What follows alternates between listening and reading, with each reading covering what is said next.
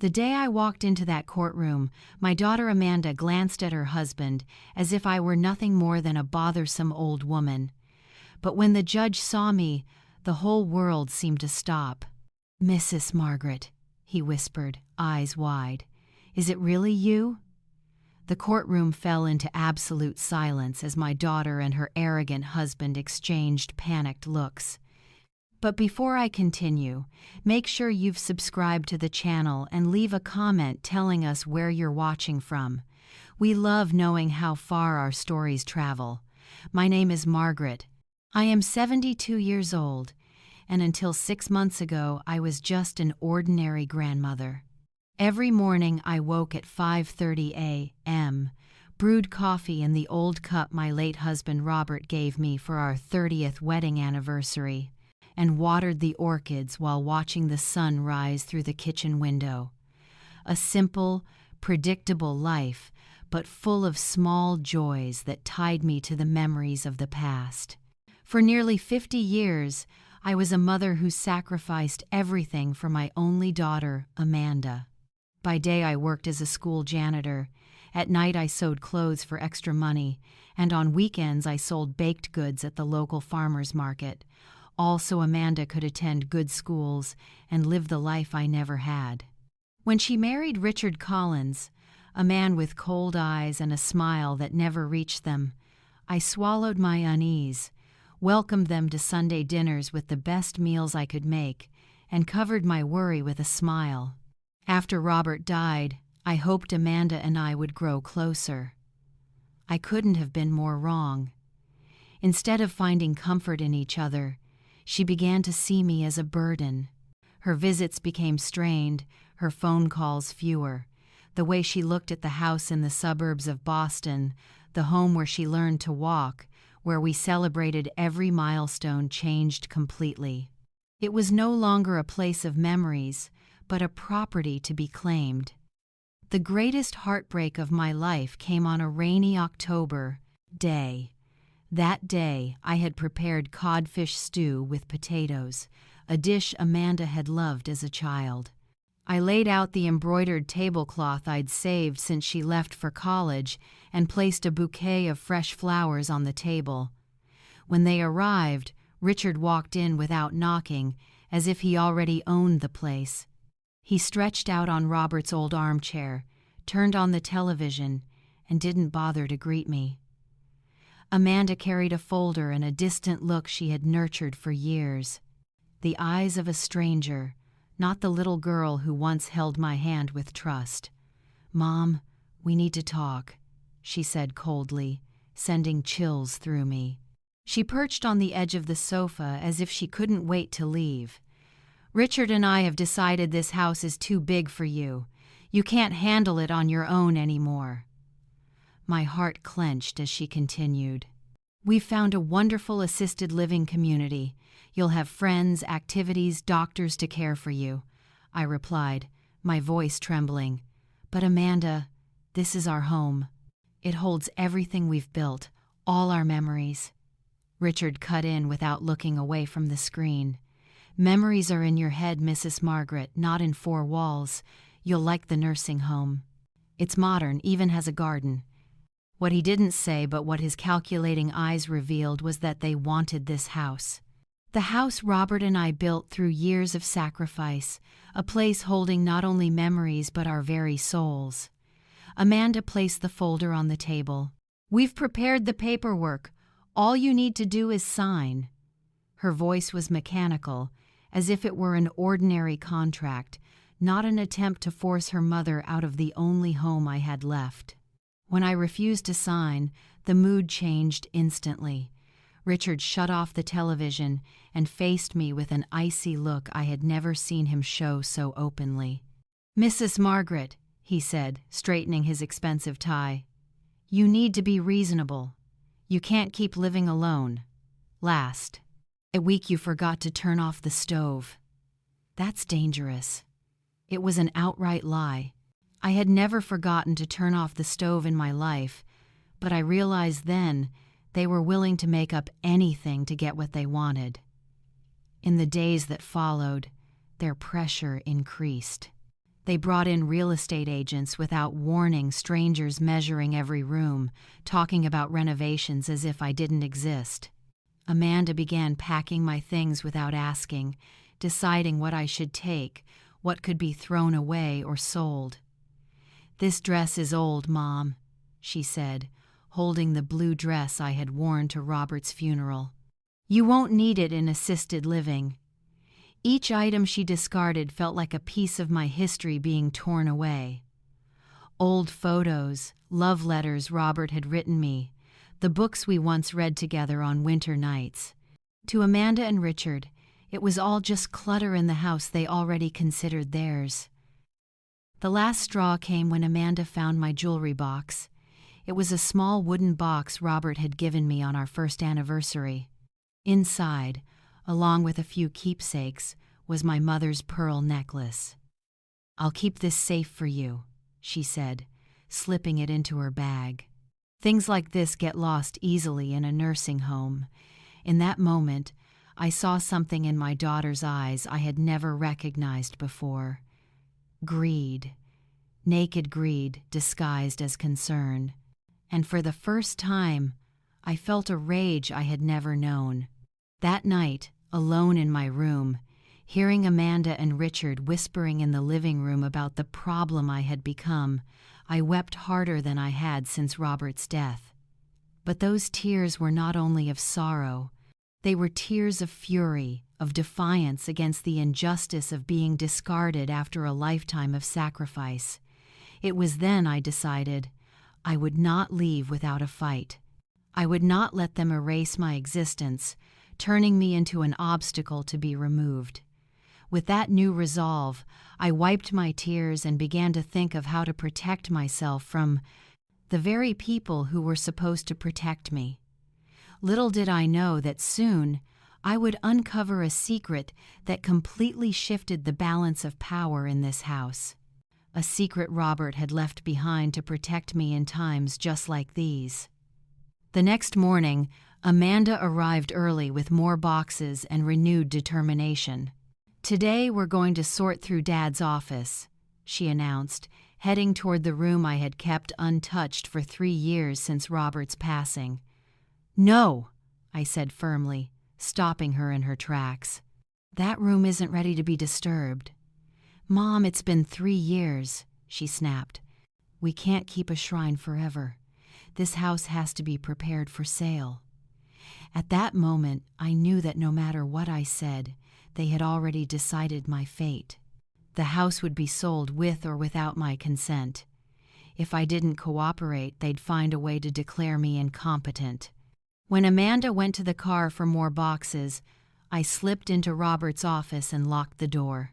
It was the last refuge of his memory, where his scent still lingered, where everything remained just as he had left it. I ran my fingers along the bookshelf, over the neatly arranged folders, the framed photo from our wedding. Then I noticed something I had never seen before. On the bottom shelf, hidden behind a row of old encyclopedias, was a small wall safe. In 47 years of marriage, I had never known it was there. My hands trembled as I tried to guess the code. I tried our wedding date, Robert's birthday, Amanda's birthday, nothing. Finally, trusting my instincts, I entered the date we first met. That rainy afternoon, when we sheltered together under the bakery awning. To my astonishment, the safe opened. Inside was a leather case embossed with Robert's initials in gold. Opening it, I found documents that took my breath away.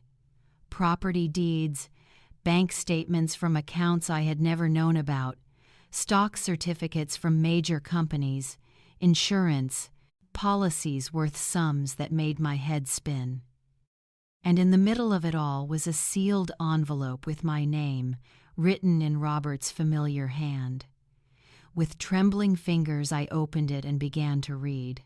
"My dearest Margaret, if you are reading this, it means I am gone, and you have discovered what I left to protect your future. Forgive me for keeping the truth about our resources from you all these years. Not because I didn't trust you, but out of caution. I always had doubts about Richard. Something in him troubled me from the beginning, a dangerous ambition that made me fear what might happen once I was no longer here to protect you.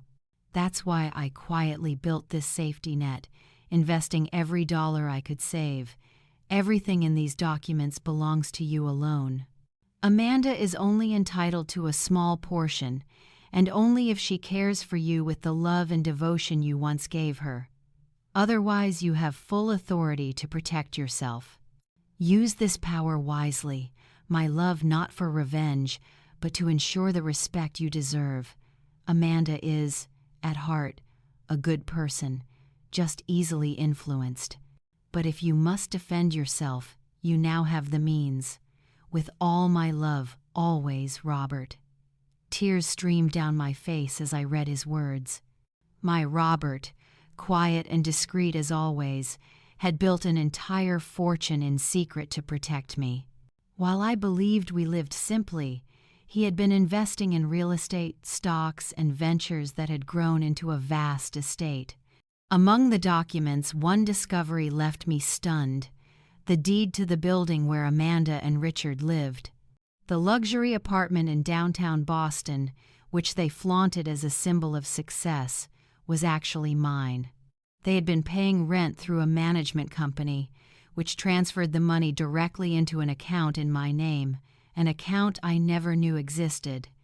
And that wasn't all.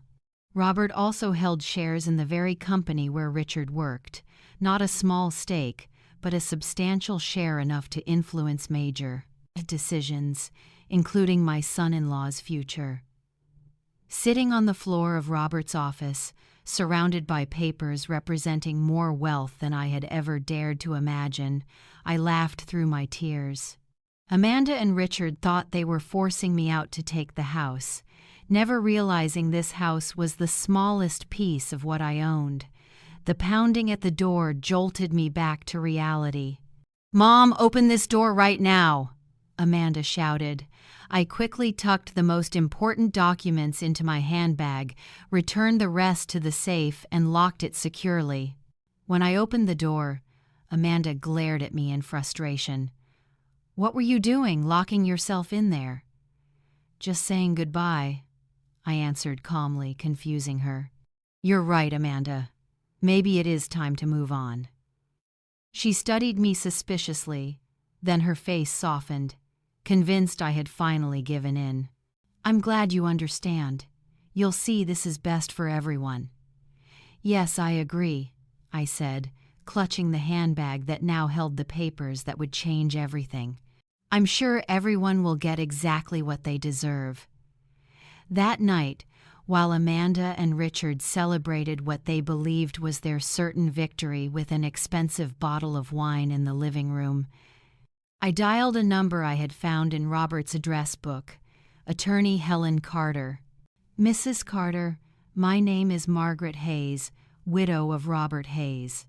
I need your help with some urgent inheritance matters." After hanging up, I looked at Robert's photo on the nightstand and smiled. "You always knew, didn't you? You always knew this day would come." For the first time in months, I slept deeply, not in the resignation of defeat, but in the peace of someone who had finally found her strength again. Helen Carter was exactly as Robert had described in his notes, a sharp-eyed, middle-aged woman who missed nothing.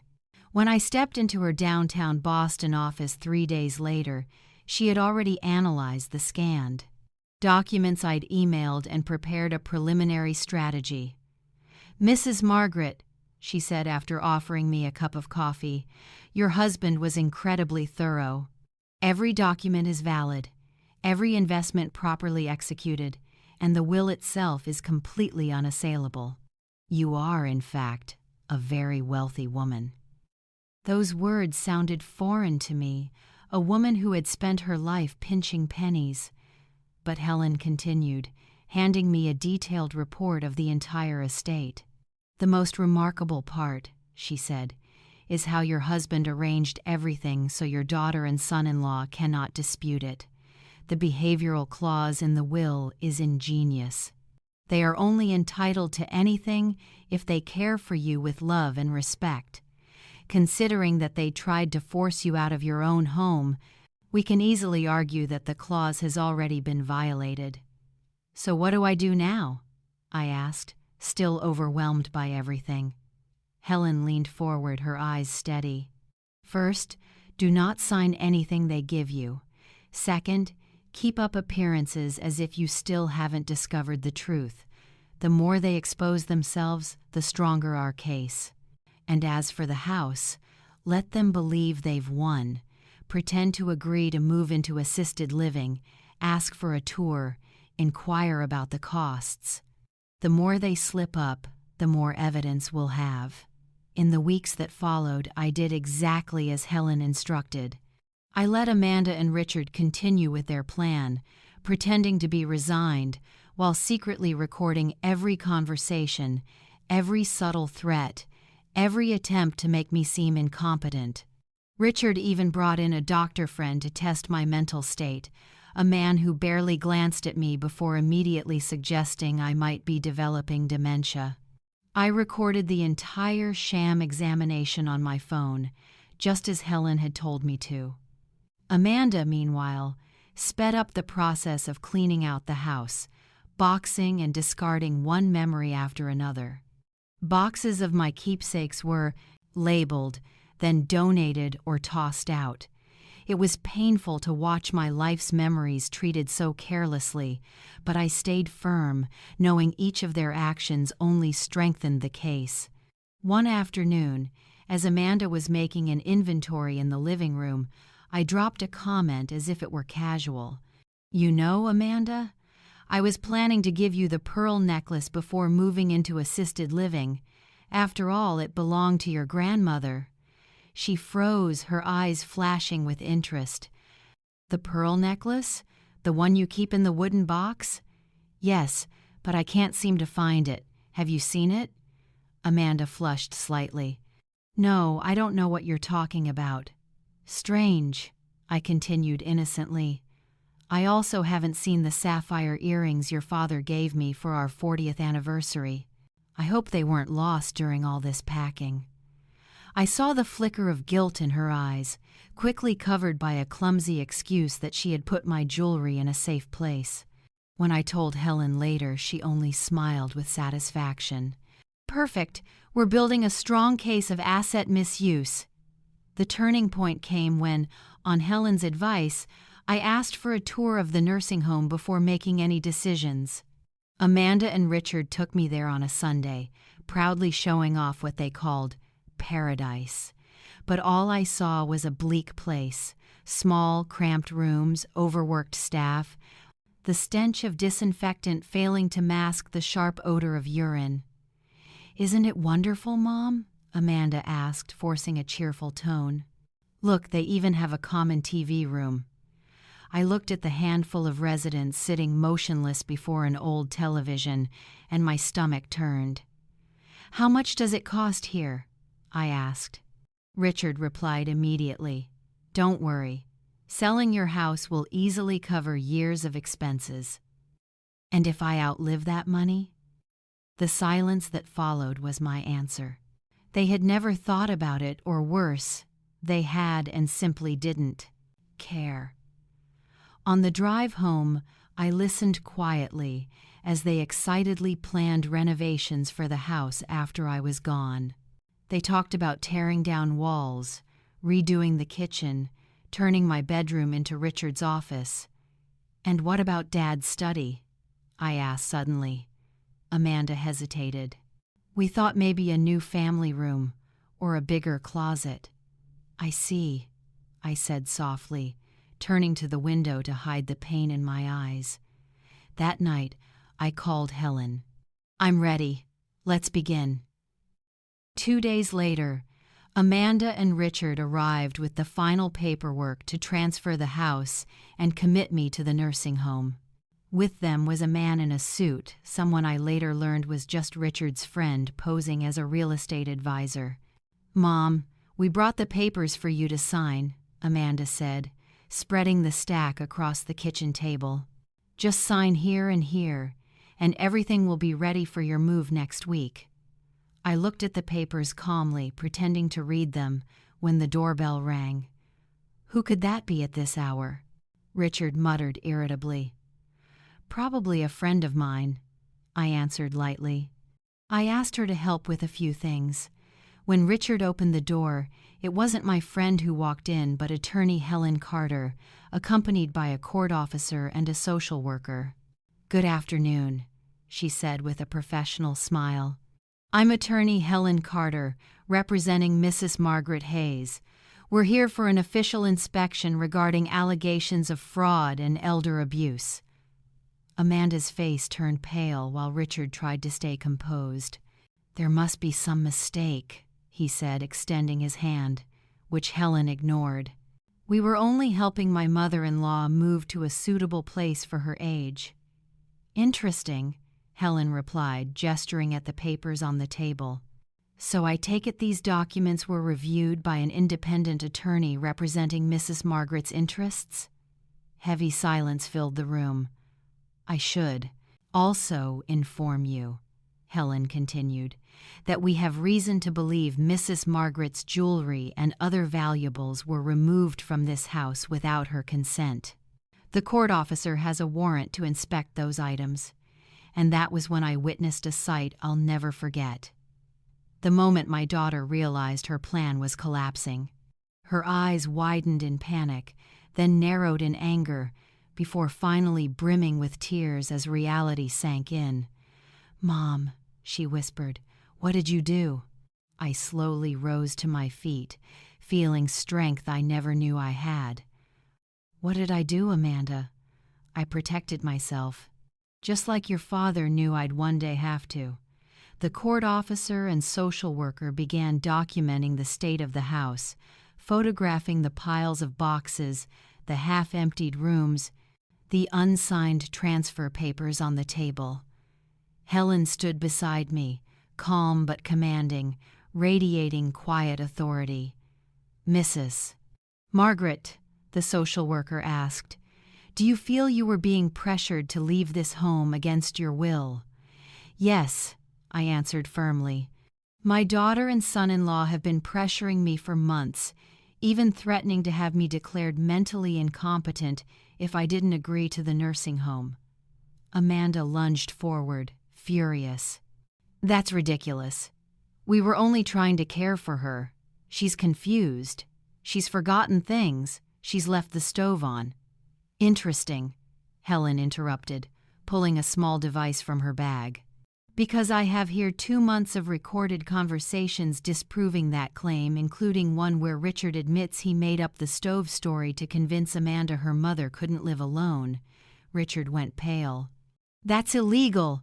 You can't record people without their consent." "Actually," Helen said coolly, "Mrs. Margaret recorded in her own home, where she has full rights to protect her interests.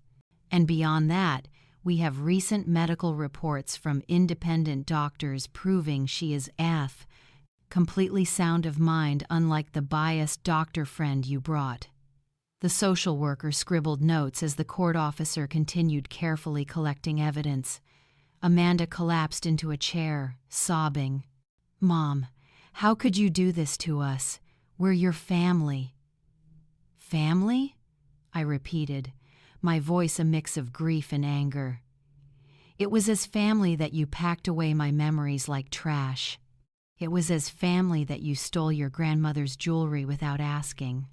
It was as family that you and Richard planned to dump me in a miserable nursing home just to take this house." "That's not true," she cried. "Richard convinced me it was best for you. He said you were confused, that it was dangerous for you to live alone.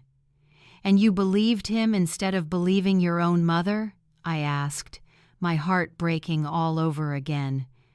"Do you know me so little?" Richard, realizing control was slipping, tried to salvage the situation. "This is just a family misunderstanding. We don't need lawyers or courts, Mrs. Margaret. We only ever wanted what was best for you. The best," Helen cut in. By the best?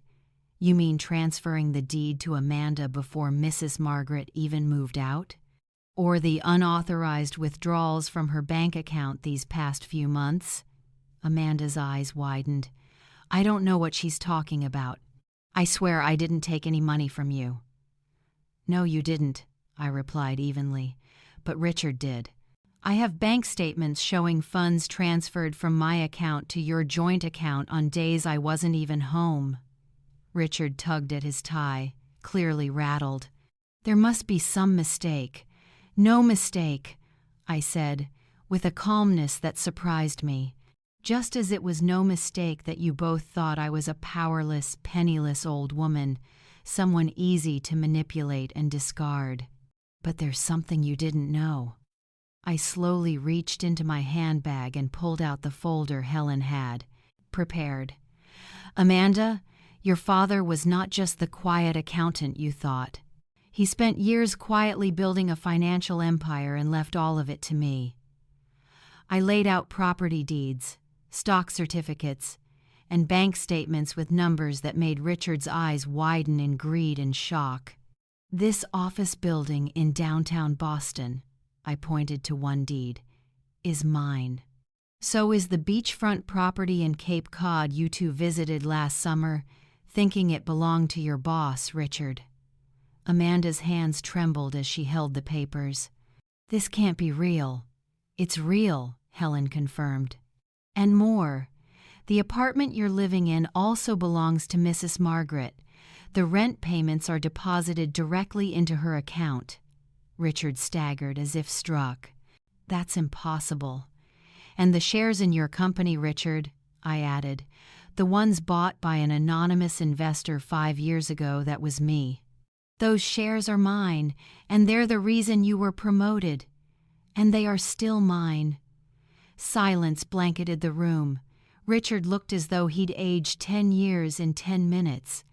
Amanda stared at me as if I were a ghost.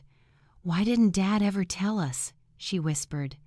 Because he didn't trust Richard's intentions, and clearly he was right to be cautious. Richard made one last desperate attempt. Mrs. Margaret, let us work this out. There's been a misunderstanding. We didn't know about any of this. We just wanted to keep you safe.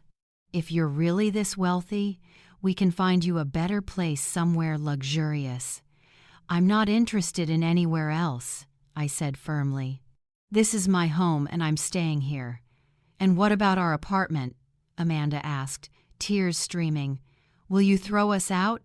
That depends, I said, my voice both heavy with sorrow and strong with resolve. It depends on how much you're willing to learn about respect, dignity, and real love. Helen stepped in. For now, I have a temporary court order preventing either of you from removing anything further from this house or attempting any transfer.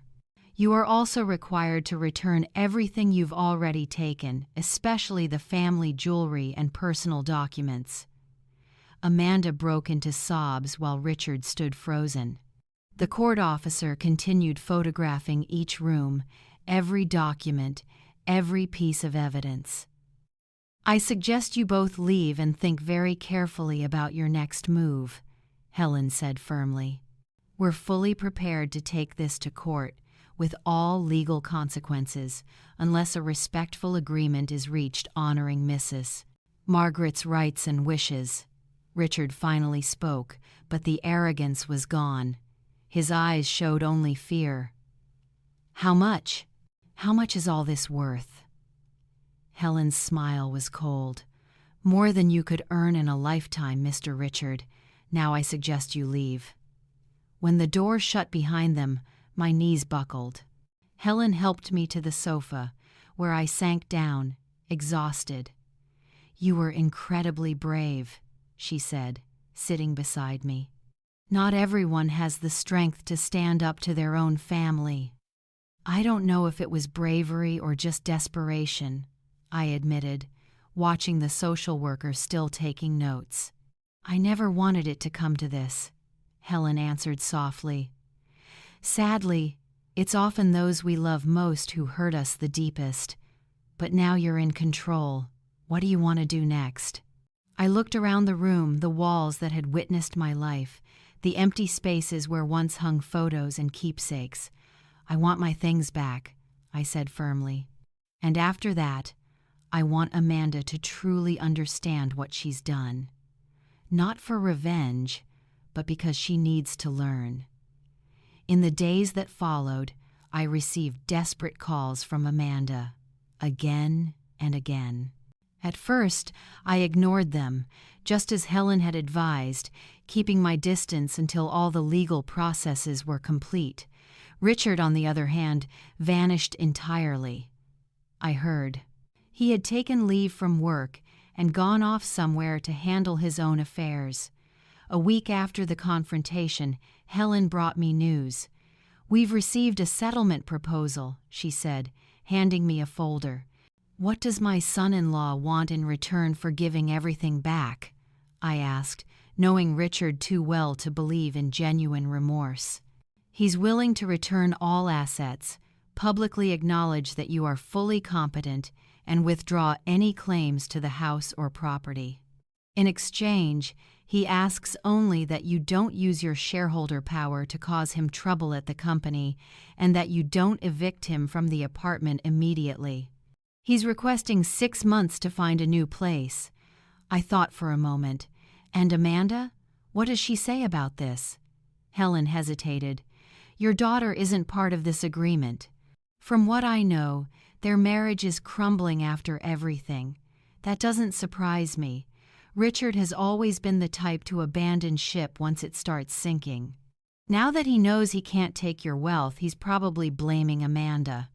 "After some consideration," I replied, "tell Richard I accept with one condition. If he wants to stay in the apartment for 6 more months, the rent goes up by 50%.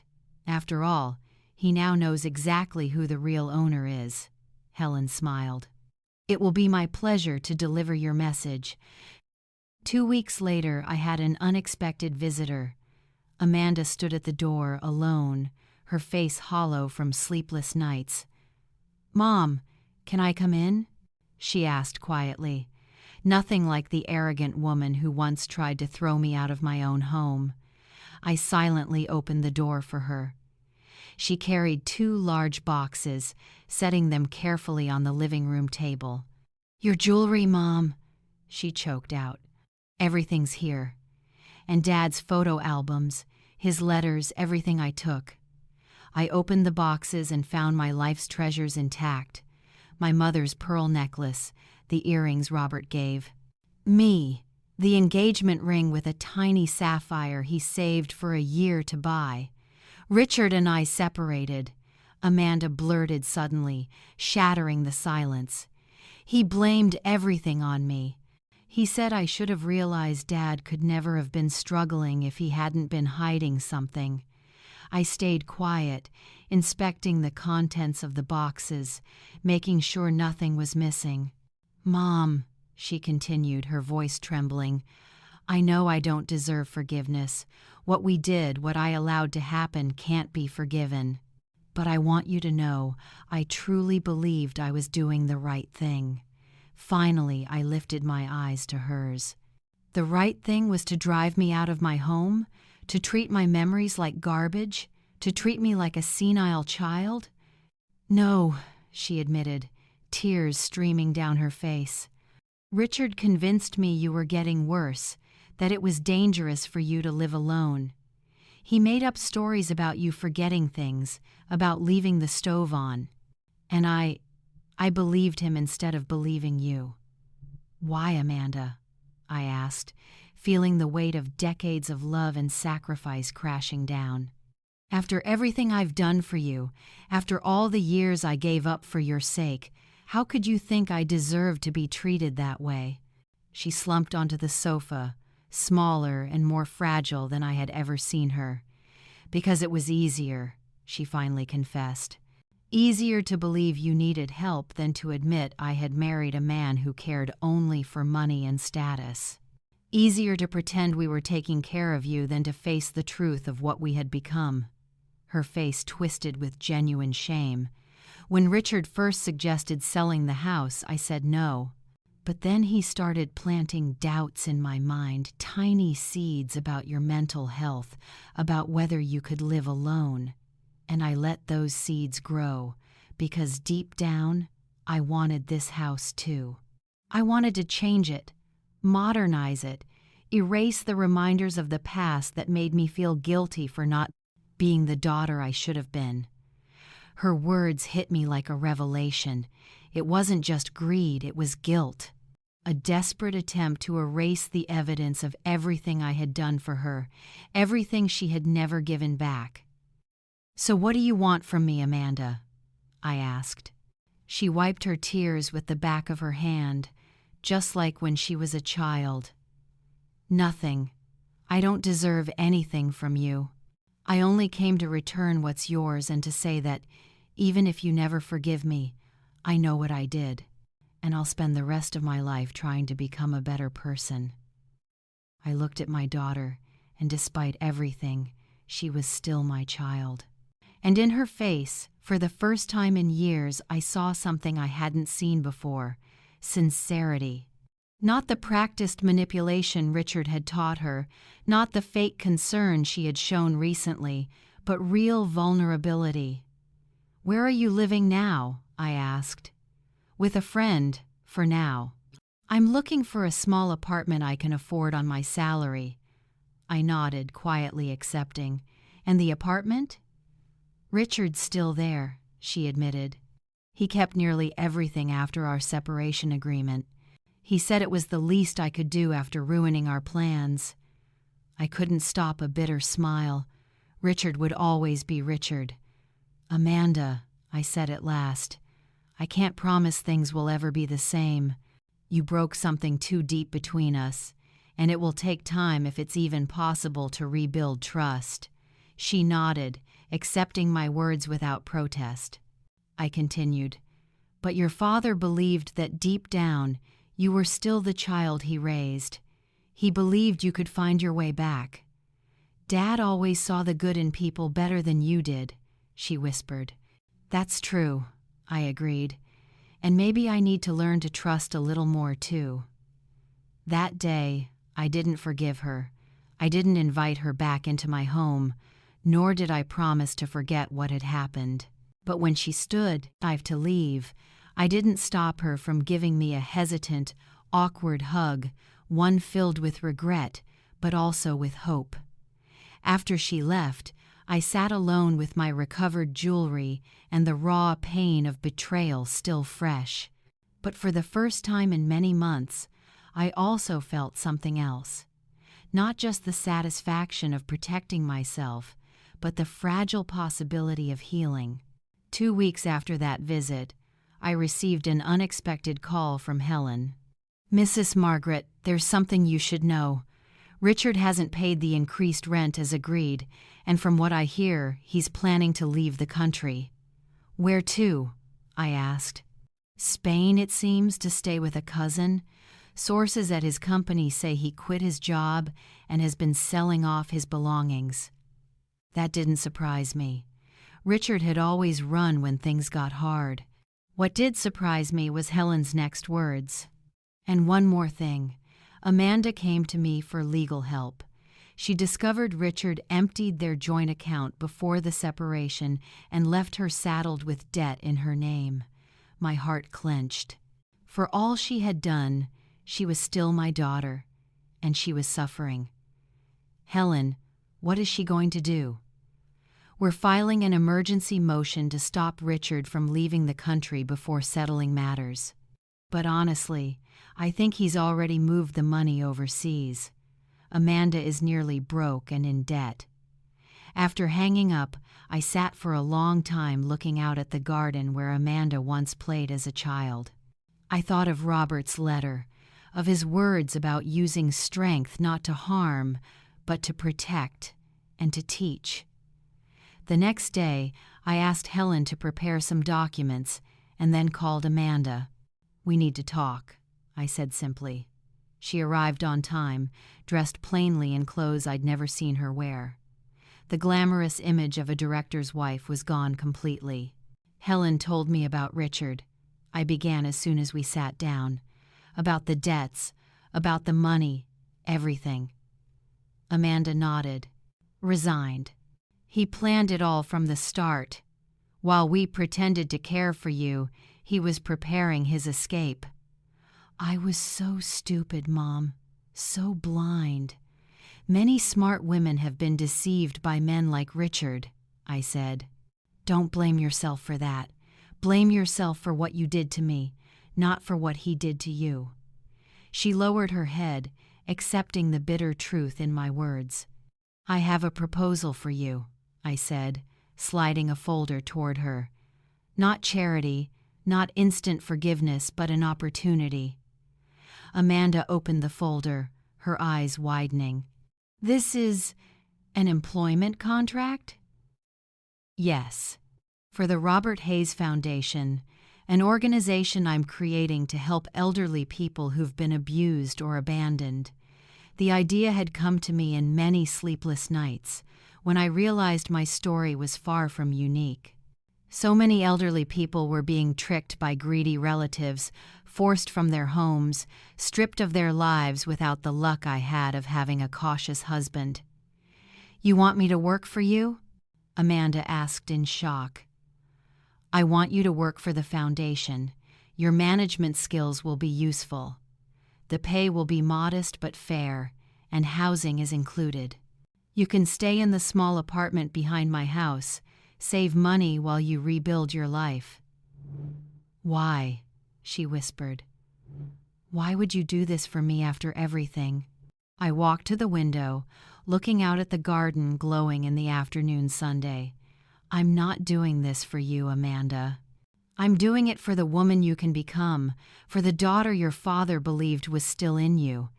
And I'm doing it for all the elderly people as unlucky as me, who have no defense. I turned back to face her. This work will be hard and often painful. You'll hear stories that remind you of what you nearly did to me. You'll look into the eyes of people betrayed by their own families. And maybe through that, you'll finally understand what you tried to do. Amanda held the contract in her trembling hands. I don't know if I deserve this chance. Maybe you don't, I admitted. But your father always said forgiveness isn't something people earn, it's something that's given. I'm not ready to forgive completely, but I'm ready to give you a path. In the months that followed, I turned pain into purpose. With Helen's help, I founded the Robert Hayes Foundation, using part of the wealth my husband had built to protect those who couldn't protect themselves. We bought a large house near mine and turned it into a center offering legal and emotional support for vulnerable seniors. Amanda, true to her word, worked tirelessly. At first, other staff eyed her with suspicion. Everyone knew our story, I had never hidden it. But over time, her genuine dedication slowly earned respect. The road to redemption was not easy. Some nights, she returned to the little apartment behind my house now, her home with red, swollen eyes after hearing especially heartbreaking stories of elderly people abandoned or exploited. Mom, how can you look at me every day, knowing what I almost did to you? She asked one evening in our shared kitchen. Because I see you trying to change, I answered, and because your father believed you could be better. Richard never came back. We heard through foundation contacts that he had settled in Spain and was once again involved with a wealthy woman, whether by coincidence or habit I couldn't say. Part of me thought about warning her, but then I knew. Predators are only stopped when they finally meet prey that fights back. A year after the foundation's creation, I received an honor I never expected, a Human Rights Award for our work with vulnerable seniors. At the ceremony, as I prepared to speak, I looked into the audience and saw Amanda in the front row, clapping with tears in her eyes. That night, after the event, as we walked together through the garden, our garden, as I had come to think of it, Amanda handed me a small package. What's this? I asked. "Open it," she said, her voice trembling. Inside was a handmade scrapbook. On each page, Amanda had placed old family photos, many of them the same ones she had once hurriedly packed away a year earlier, but this time alongside handwritten notes reflecting on the moments and their meaning. "It took me months to track these down," she explained. "Some were at Richard's, some with friends I gave them to without thinking.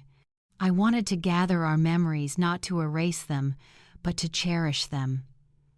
I turned each page slowly, feeling the weight of decades of family history in my hands. The last page held a new photo of the Foundation's team, standing in front of the building, with a simple inscription underneath: "For Mom, who taught me it's never too late to begin again, and for Dad, who always believed I would find my way back."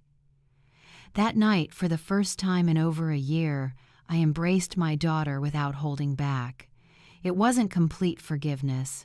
Some wounds cut too deep to ever fully heal. But it was a beginning, a recognition that both of us were changing, growing, learning how to be a family again, this time built on respect rather than obligation. As we looked up at the stars in our shared garden, I thought of Robert and what he had left behind. Not only financial protection, but the chance for redemption.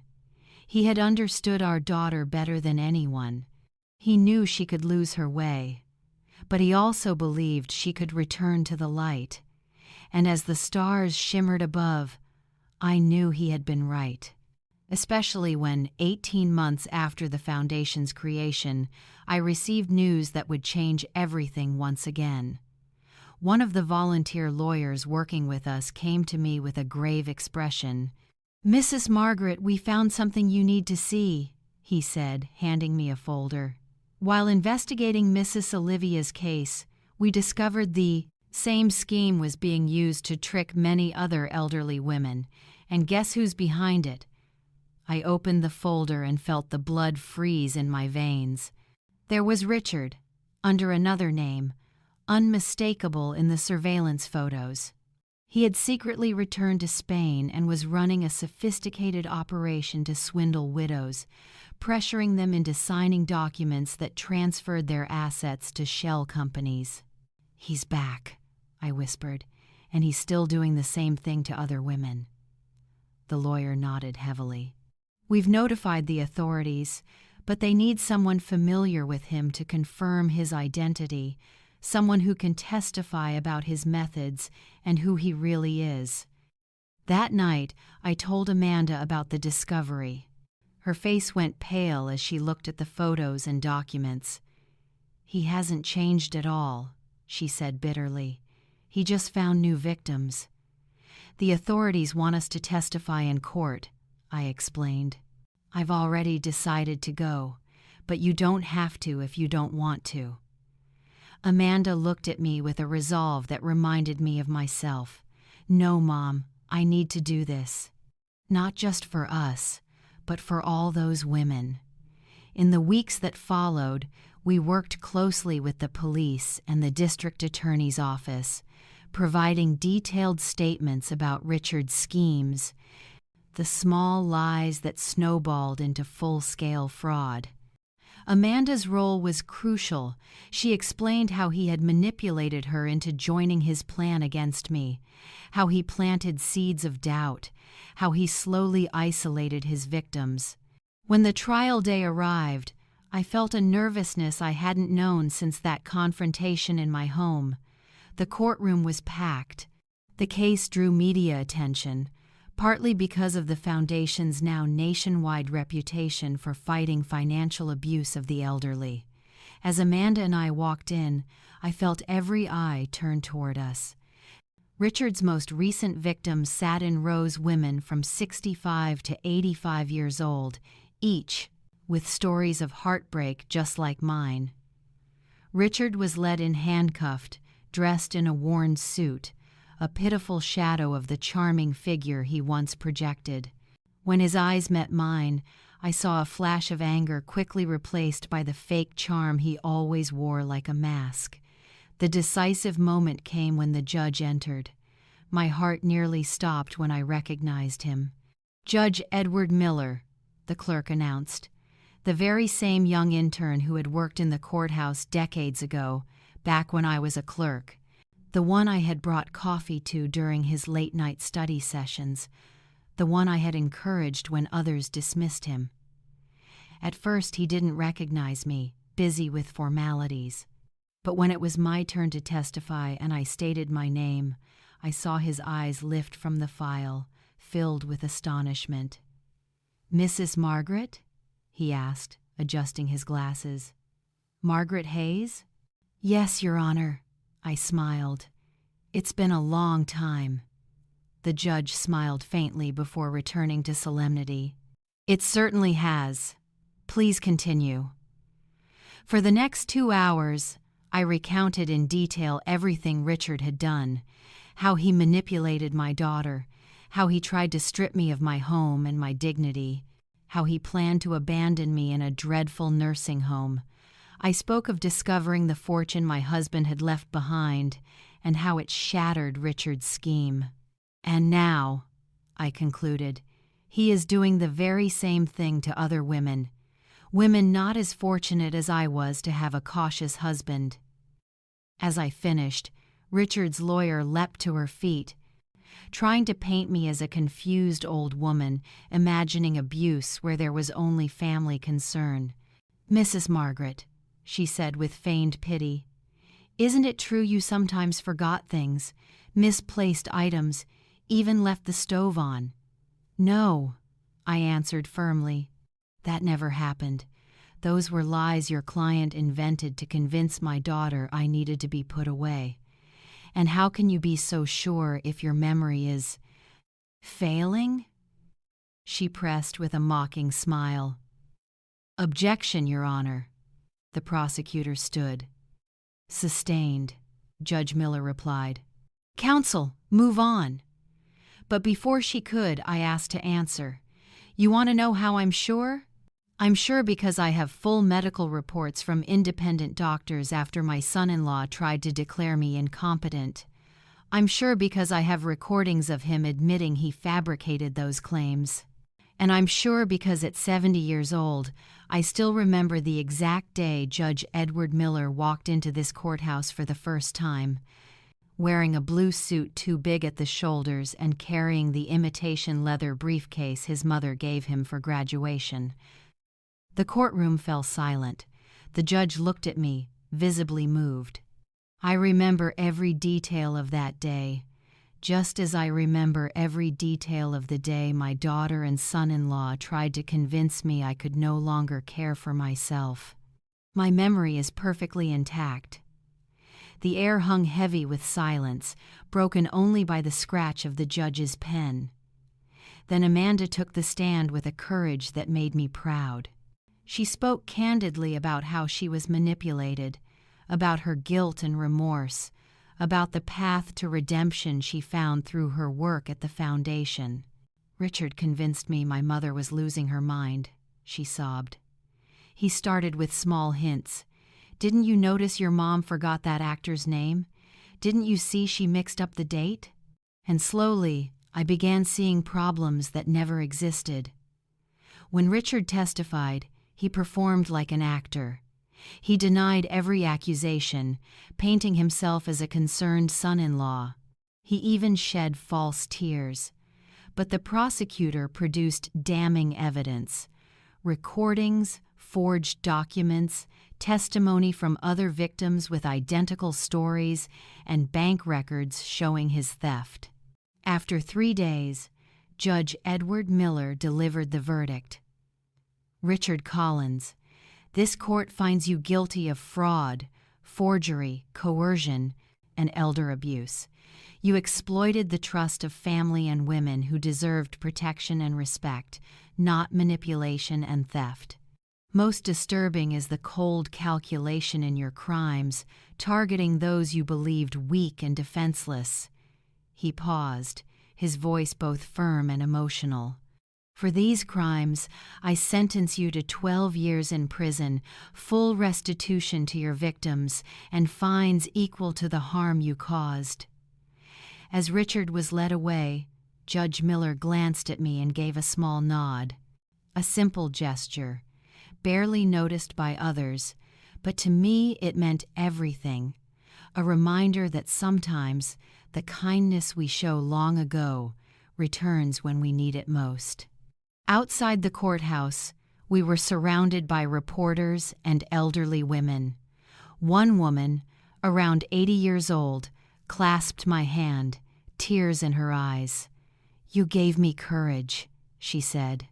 "After reading about your foundation, I realized my grandson was doing the same thing to me. Because of you, I stopped it before it was too late." That night at home, Amanda and I sat in the garden, opening a bottle of wine to celebrate not just a legal victory, but the journey we had walked together. "Do you know the irony, Mom?" she said, gazing at the stars. "If Richard had never tried to steal your house, this foundation might not exist. Those women would have had nowhere to turn. Your father always said that even in the darkest times, we can still find purpose," I replied. "I think he was right after all." Amanda smiled a real smile, reminding me of the little girl she once was before Richard entered her life. "Dad would be proud of you, proud of everything you built from pain. Of us," I gently corrected. "He always knew you would find your way back." We sat in silence under the starry sky, each lost in thought. The foundation was no longer just work. It had become our shared mission, a purpose that bound us in ways I never thought possible after all we had endured. What happened in court?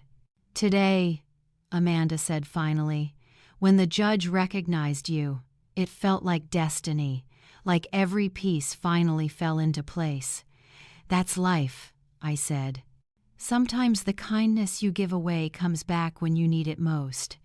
I never imagined that shy intern would one day be the judge sentencing Richard. You've always been like that, haven't you? Helping others without expecting anything in return." I smiled, thinking of all the small acts I had never considered remarkable. Bringing coffee to interns, studying late, shielding young staff from domineering bosses, offering a shoulder to struggling colleagues. It was simply how I was raised. My mother always said kindness is the one investment that never fails. Amanda raised her glass, toasting to justice and to kindness that always finds its way back. 5 years had passed since Richard's trial. The Robert Hayes Foundation had become a national beacon for protecting the rights of the elderly.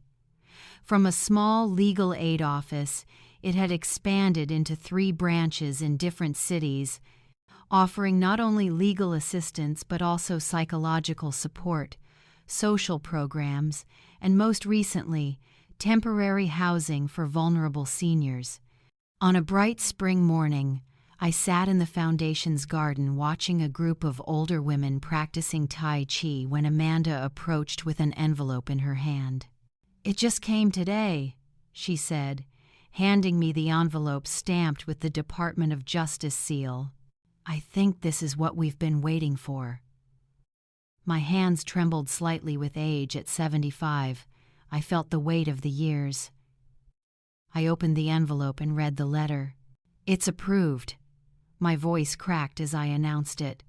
The Margaret Bill, providing protections for the assets and mental well-being of vulnerable seniors, had been passed the day before. Amanda sat beside me, her eyes shimmering with tears of joy. "We did it, Mom. We really did it." The bill was the result of 3 years of relentless work with lawmakers and senior rights groups, creating stronger legal protections for those over 65 against financial and psychological abuse, especially when the abuser was family. It was the culmination of everything we had endured, transformed into a tool to prevent thousands of others from suffering the same fate. "Your father would be so proud," I whispered, sliding the letter back into its envelope. Not just of us, but of how our pain became something greater than ourselves. Amanda gripped my wrinkled hand tightly. At 50, she had become a strong, compassionate woman, completely different from the weak, manipulated person who had once nearly forced me out of my home. The work at the foundation had changed her, just as it had changed me. "I have something to show you," Amanda said, helping me to my feet. "A surprise for the foundation's anniversary." Together we walked to the newly renovated wing of the main building, closed off for weeks. Amanda opened the door and led me inside. The once bare walls were now covered with photographs, dozens of them carefully framed, faces of the elderly we had helped through the years, each accompanied by a small plaque sharing their story. "This is the Hall of Stories," Amanda explained. "We want everyone who comes here to see these faces, to read these stories, and to understand that every senior is not just a case, but a life filled with experiences, memories, and dignity." In the center of the main wall was an empty space for a large photograph. "And here," Amanda continued, "will be your picture with the story that started it all." Tears welled in my eyes. I don't know if I deserve it. In the end, I was just lucky. Many others don't have the protection Robert left me. "That's exactly why your story needs to be told," Amanda insisted. "To show that it's possible to fight back, that it's never too late to protect yourself, and that even the deepest betrayal can lead to something good." We walked slowly down the hall, pausing to read each story. Mrs. Olivia, 82, who reclaimed her home after her grandson tried to sell it without her consent. Mr. Albert, 77, who escaped an abusive marriage after decades of psychological manipulation. Mrs. Caroline, 90, who exposed her children for stealing her assets and now travels giving talks about financial independence in old age. "All of these people," Amanda said, "found their voices and their strength because you first found yours." That evening, after a long but meaningful day, I returned to the old home I had almost lost 5 years earlier. Amanda now lived in a small house near the foundation, but we still often had dinners together, and on Sundays she came back for breakfast, reviving a tradition we had lost during the hardest years. I sat on the porch with a cup of tea, gazing at the garden Robert had loved, now more beautiful than ever. The orchids bloomed under my care, my slow hands still knowing just how much water and sunlight they needed. I thought about how completely my life had changed in those years. From the brink of losing my home and dignity, I had found a purpose I had never imagined. From the betrayal of my only daughter, I had gained reconciliation deeper and truer than ever before. On the table beside me sat the old jewelry box Amanda had once tried to take. Now restored, it held treasures of my life. I opened it and lifted my mother's pearl necklace, stroking each luminous bead. Tomorrow I would wear it at the foundation's anniversary, where the Margaret bill would be formally announced. A small envelope tucked in the box caught my eye. I opened it to find Amanda's handwritten note. "Mom, I can never erase the pain I caused, but I hope to be worthy of the second chance you gave me. Every day at the foundation reminds me that our work is not just about law and rights, but about restoring the dignity so many have lost. Thank you for teaching me it's never too late to begin again, never too late to do the right thing.